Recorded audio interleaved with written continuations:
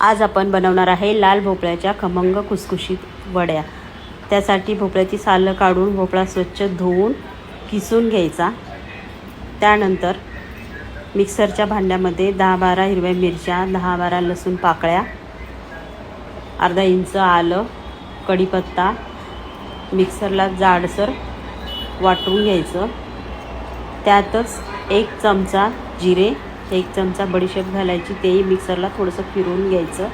त्यानंतर एका मोठ्या ताटामध्ये भोपळा काढून घ्यायचा। त्यावर 1 वाटी रवा, 1 वाटी तांदळाचं पीठ, 1 वाटी चण्याचं पीठ, 1 चमचा लाल तिखट, 1 चमचा धणा पावडर, अर्धा चमचा गरम मसाला, अर्धा चमचा हळद, वाटलेलं वाटण, 2 चमचे तीळ, कसुरी मेथी, ओवा हातावर चोळून घालायचा, 1 वाटी बारीक चिरलेली कोथिंबीर, चवीप्रमाणे मीठ आणि 2 चमचे तेल घालून छान मिक्स करून घ्यायचं।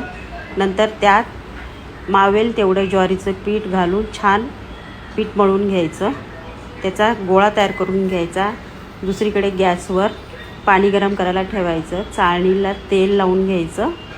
त्यानंतर मळलेल्या गोळ्याचे तीळ लावून छान रोल तयार करून घ्यायचे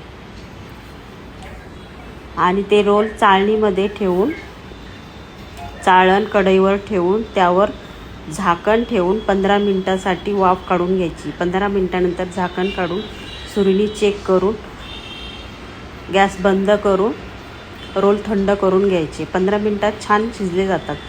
त्यानंतर थंड रोलच्या मस्त वड्या कापून घ्यायच्या आणि गॅसवर फ्राय पॅन ठेवून 2-3 चमचे तेल गरम करून घ्यायचं। त्यावर एक करून वड्या ठेवून मंद गॅसवर खमंग खुसखुशीत अशा खरपूस दोन्ही बाजूनी वड्या फ्राय करून घ्यायच्या। खमंग खुसखुशीत गरम गरम वड्या सॉस बरोबर सर्व करायच्या।